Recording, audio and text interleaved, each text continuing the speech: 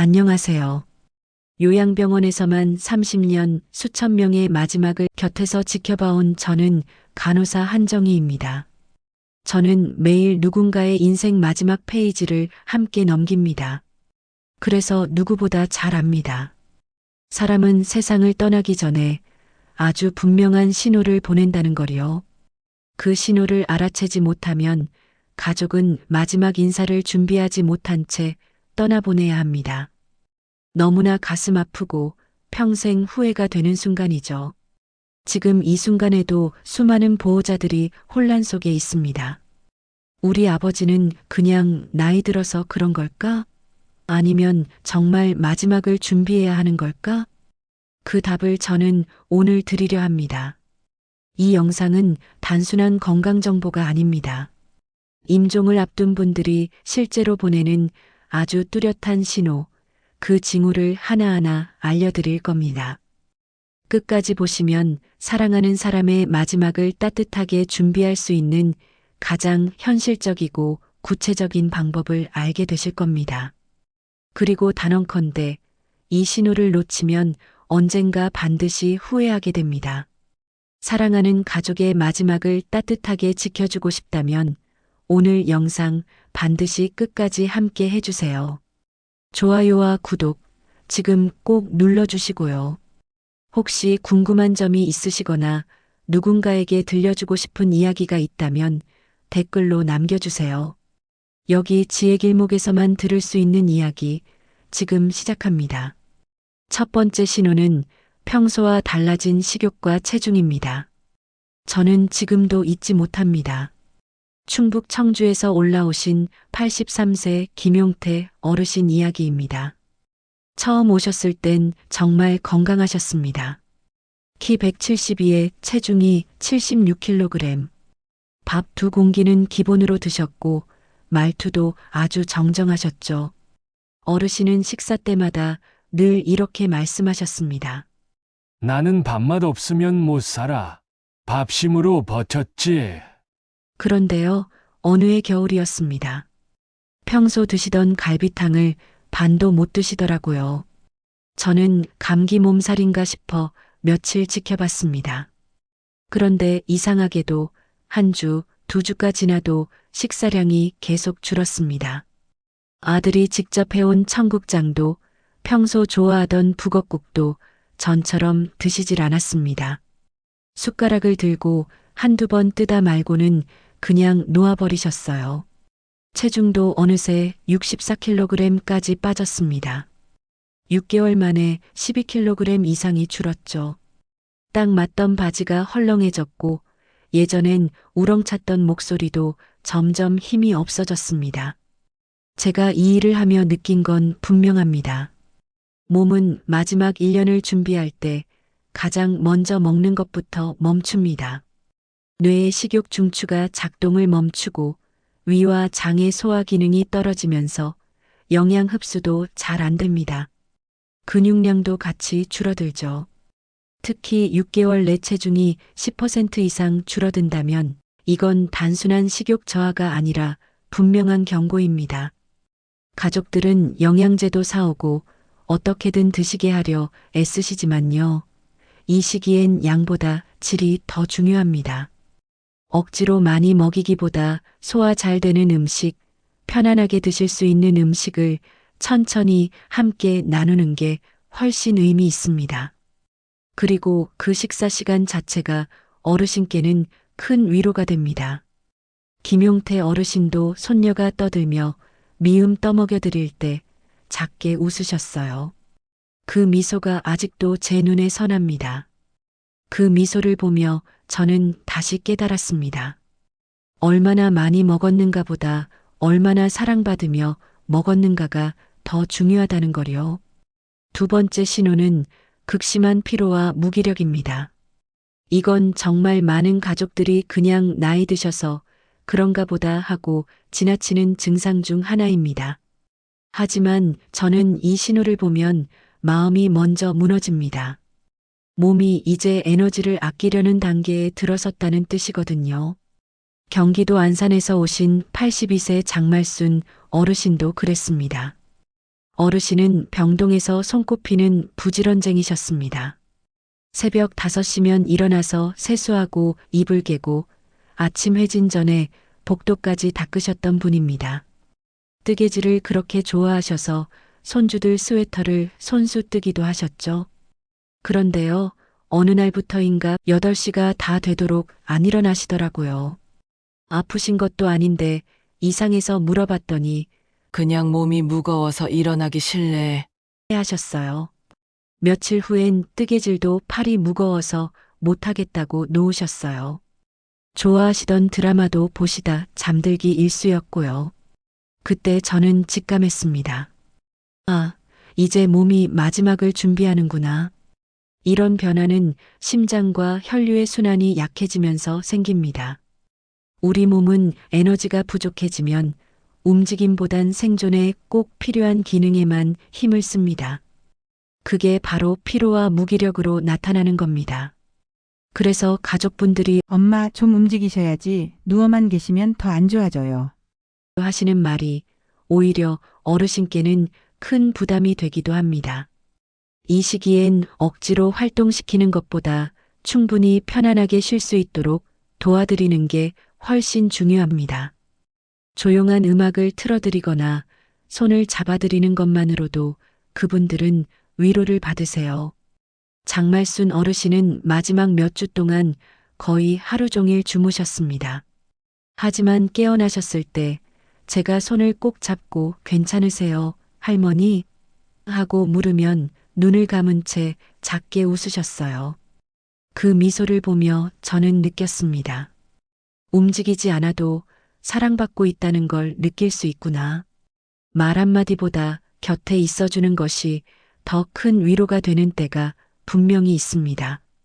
세 번째 신호는 말수가 줄고 익숙한 행동이 서서히 느려지거나 헷갈리기 시작하는 인지 기능의 변화입니다. 서울 도봉구에 사시던 86세 고충기 어르신 이야기를 들려드리고 싶습니다. 이분은 한 동네에서 50년 넘게 식당을 하신 분이었어요. 주문표 하나 없이 손님 10명 넘는 주문을 다 외우시고 단골 이름도 다 기억하시던 분이셨죠. 병원에 처음 오셨을 땐 아직도 계산기를 거의 안 쓰셨습니다. 숫자에는 자신 있다며 장난처럼 말씀도 하셨죠. 그런데요, 어느 날부터 뭔가 달라지기 시작했습니다. 점심 식사 후 계산서를 작성하시는데 숫자를 자꾸 반복해서 세시는 거예요. 1, 2, 3, 다시 1, 2 하며 뭔가 자신 없는 얼굴로요. 그 다음엔 자신의 병실 번호를 자꾸 착각하시고 간호사 호출 버튼도 잘못 누르시는 일이 잦아졌습니다. 어르신 본인도 당황해 하셨고, 나 이거 왜 이러지? 머리가 좀 둔해졌나? 하며 자책하듯 웃으셨어요. 가장 마음이 아팠던 날은 가족이 면회를 왔을 때였습니다. 50년을 함께 살아온 큰딸을 보시고 몇 초 동안 아무 말도 없이 멍하니 바라보시더니 조용히 저분 어디서 많이 본 거 같은데. 하셨어요.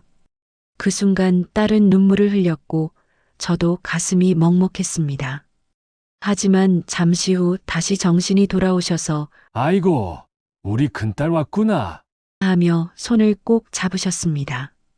이렇게 최근 기억은 헷갈리지만 오래된 기억은 더 또렷하게 남는 경우가 많습니다.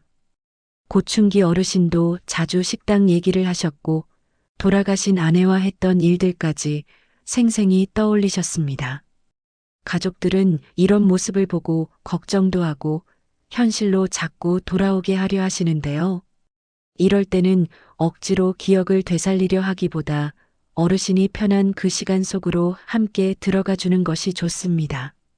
추억 이야기를 같이 듣고 공감해 주는 것만으로도 마음은 분명히 전달됩니다. 말은 잊어도 사랑은 남거든요. 고충기 어르신도 마지막엔 딸 손을 꼭 잡고 눈을 감으며 이렇게 속삭이셨습니다. 내 새끼. 고마워. 그 한마디가 아직도 제 귀에 남아 있습니다. 기억은 흐려져도 사랑은 끝까지 사라지지 않는다는 걸 저는 믿습니다. 이제 네 번째 신호를 말씀드릴게요. 네 번째 신호는 감염이 자주 생기고 회복 속도가 눈에 띄게 느려지는 겁니다. 이건 겉으로 보기엔 감기 같은 사소한 증상으로 시작하지만 그 안에서는 몸이 서서히 방어를 멈추는 변화가 일어납니다. 제가 가장 또렷이 기억하는 분은 인천 계양에서 오신 80세 윤정희 어르신입니다. 어르신은 원래 아주 건강하셨어요. 혼자 사시면서 시장도 다니시고 장도 보시고 친구분들과 노래교실도 다니셨죠. 병원은 평생 한두 번 갈까 말까 하셨고요. 약도 싫어하셔서 몸은 스스로 이겨내야지 하시는 분이셨습니다. 그런데 어느 겨울 아침 욕실에서 넘어지신 거예요. 고관절에 금이 가셨고 혼자 계시다 구조가 늦어져 저희 병원으로 오시게 됐습니다. 처음엔 며칠만 쉬면 괜찮아지시겠지 했어요.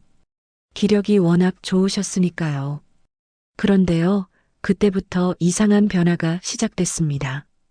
평소 같으면 며칠이면 지나갈 감기 기운이 열흘, 보름씩 가더니 결국 폐렴으로 번졌고 항생제 치료를 받으셨습니다. 이후엔 요로 감염, 피부염까지 한 달 간격으로 계속 새로운 감염이 생기고 회복도 점점 느려졌습니다.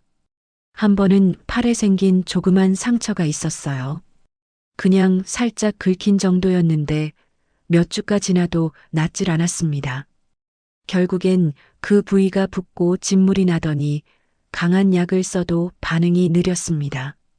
몸은 이제 더 이상 싸우지 않겠다고 말하고 있었던 겁니다. 우리 몸의 면역 체계는 점점 느려지고 감염을 막는 기능도 줄어듭니다. 특히 마지막을 준비할 때는 열이 나거나 기침을 하는 전형적인 증상 없이도 감염이 생깁니다. 윤정희 어르신도 마지막 감염 때는 열 하나 없이 그저 밥을 잘 안 드시고 계속 졸리다 하셨을 뿐이었어요. 그걸 보고 저는 바로 알았습니다. 이번이 마지막일 수 있겠구나. 이 시기에 가장 중요한 건 더 센 약을 찾는 게 아닙니다. 조금 더 천천히 관찰하고 사소한 변화 하나하나를 살피는 거예요. 식사량은 줄지 않았는지, 말수가 줄지는 않았는지, 상처가 낫는 속도는 어떤지, 그리고 무엇보다 중요한 건 싸우려 하지 않는 것입니다. 윤 어르신은 마지막 한 달간 치료보다 편안함을 선택하셨어요. 저희도 더 이상 주사로 싸우기보다 좋은 음악을 틀어드리고 따뜻한 물수건으로 몸을 닦아드리고 가족 사진을 머리맡에 두었죠. 그렇게 하루는 따님이 오셔서 어르신 손을 잡으며 말했습니다. 엄마 고생 많았어요. 저 이제 괜찮아요. 그 말에 윤정희 어르신은 미소를 지으셨고 아무 말 없이 눈을 감으셨습니다. 그때 느꼈습니다. 모든 걸 고치려 애쓰는 것보다 그분의 속도에 맞춰 곁을 지켜주는 게 진짜 돌봄일 수 있다는 거요. 그리고 때로는 싸우지 않는 것도 충분히 용기 있는 선택이 될 수 있다는 거요. 다섯 번째 신호는 호흡과 혈액순환의 미묘한 변화입니다. 이건 가장 마지막 단계에서 자주 보게 되는 신호이기도 합니다. 경기도 평택에서 오신 85세 윤재홍 어르신은 젊은 시절 택시 운전을 하시며 하루 12시간 이상을 거리에서 보내신 분입니다. 퇴직 후에도 동네를 하루 만보씩 걸으시던 분이셨죠. 병원에 처음 오셨을 때도 누구보다 활기차셨어요. 그런데 한 달쯤 지나면서 숨이 조금씩 차다는 말씀을 하시기 시작했습니다. 처음엔 계단만 오를 때 숨이 가쁘다 하셨고 며칠 뒤엔 아침에 일어날 때마다 깊은 숨을 쉬어야 겨우 움직이신다 하셨어요. 그러다 식사 도중에도 좀만 쉬었다 먹을게 하시며 숟가락을 놓는 일이 늘었습니다. 가장 인상 깊었던 건 밤중 호흡이었습니다. 간호 기록을 보면 숨소리가 들쭉날쭉해졌고 10초간 숨을 몰아 쉬다가 갑자기 멈추는 듯한 순간도 있었습니다. 의학적으로는 체인 스토크스 호흡이라고 하는데 이건 뇌의 호흡 중추가 약해지며 숨을 쉬는 패턴 자체가 무너지는 상태를 말합니다. 이 무렵부터 윤 어르신의 손발이 차가워지기 시작했습니다. 늘 따뜻하던 손이 얼음장처럼 식었고 발가락 끝은 푸르스름하게 변해갔습니다. 심장이 더 이상 충분한 혈액을 몸 구석구석까지 보내지 못하는 신호였던 겁니다. 몸은 이 시기에 심장과 폐, 뇌 같은 생존에 꼭 필요한 기관에만 에너지를 집중하려고 합니다. 그래서 말단 순환부터 서서히 줄어드는 거예요. 그 과정이 바로 이 차가운 손발과 숨가쁨으로 나타납니다. 윤 어르신은 어느 날 저희에게 이렇게 말씀하셨습니다. 이젠 누우면 숨이 더 찬 것 같아. 그때부터는 침대에 누우시지 않고 베개를 여러 개 겹쳐 앉은 채로 주무시기 시작하셨습니다. 이유는 간단합니다. 누우면 폐에 물이 차면서 더 숨쉬기 힘들어지기 때문이죠.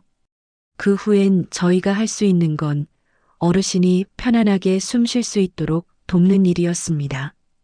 방을 시원하게 유지하고 가습기를 틀어드리고 입이 마르지 않도록 물을 자주 드리는 것. 그런 작고 단순한 일들이 마지막엔 가장 중요해집니다.